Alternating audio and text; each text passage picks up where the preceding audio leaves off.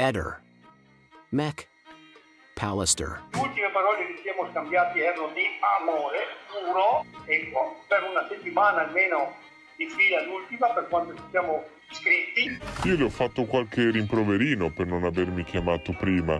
Io non potevo chiamare perché sapevo che poteva essere in condizione di non rispondere. Forse è anche successo proprio in quella telefonata del 14 mattina. La trasmissione di Nuzzi ogni settimana sembra scegliere a caso un argomento trito e ritrito e trattarlo, ma stavolta si è superata, intanto perché il rimproverino è un qualcosa di cui abbiamo già parlato per mesi e mesi. Il problema è che abbiamo anche capito che il rimproverino del 14 non esiste, poiché, secondo quanto mi disse Claudio, avrebbe detto a Liliana perché non mai chiamata in questi giorni, ma avendo scoperto che il giorno prima avevano parlato 16 minuti, è chiaro che quel rimproverino non esiste. La settimana scorsa Sebastiano aveva fatto presente questa chiamata di 16 minuti, Nuzzi lo sapeva, per cui serviva semplicemente un argomento a caso, inesistente, assolutamente astratto, per poter parlare un po'. Di quella telefonata io ho detto 1000 volte niente altro che pronto all'inizio e ok alla fine. Non abbiamo parlato di altro che del fatto che lei doveva andare a fare questa operazione. Non è che come qualcuno ha tentato di dire che io l'ho rimproverata un piffero del tavolo. Io semplicemente le ho detto siamo sentiti troppo poco. Sono sempre convinto che questa telefonata delle 8:22 lì è cominciato qualcosa. Cosa si sono detto? Lì qualcosa è successo. La chiamata serviva forse a stabilire l'itinerario o già avevate le idee chiare su cosa avreste fatto? Il programma prevedeva di andare comunque in Istria, probabilmente ad Umago, perché a Umago ci sono alcuni alberghi che conosco, non avevo ancora prenotato niente, io l'avrei fatto il giovedì. Lei era d'accordo di venire indifferente dove. L'importante era uscire da casa e uscire dalla provincia. Sebastiano sembra palese a questo punto che esistesse una grande storia d'amore tra Claudio e Liliana. Guarda, non esiste nessuna storia d'amore, no. Non esiste una storia d'amore. Frutto della sua fantasia, credetemi.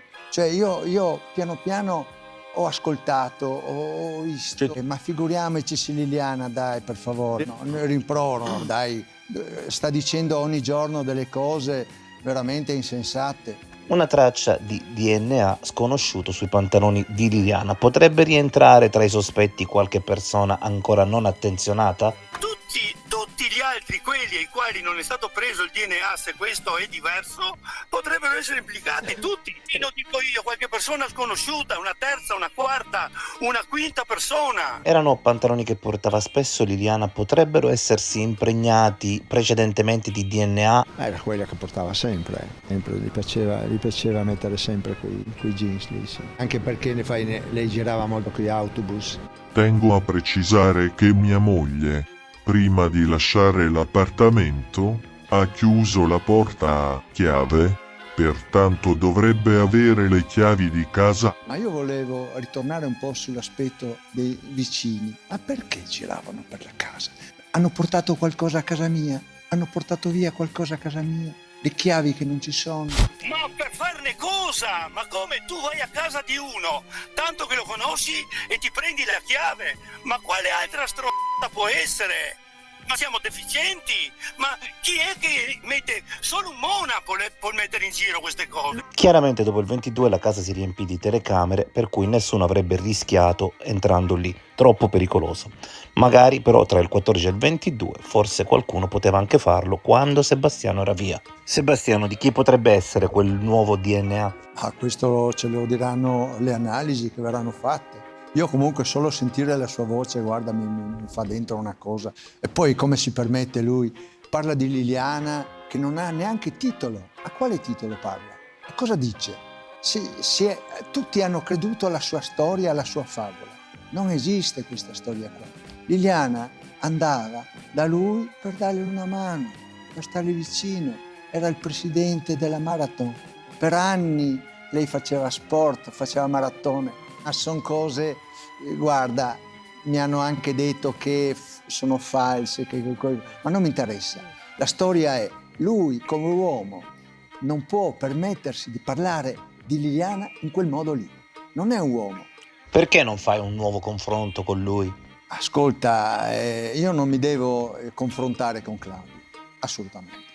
Io sono stato il marito per Liliana per 32 anni. Io non dico che lui abbia ammazzato Liliana o che abbia provocato la morte di Liliana. Io dico che lui non ha titolo di parlare di Liliana.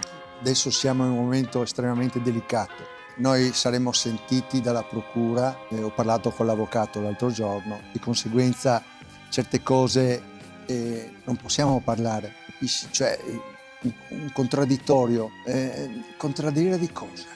Ma quali fatti?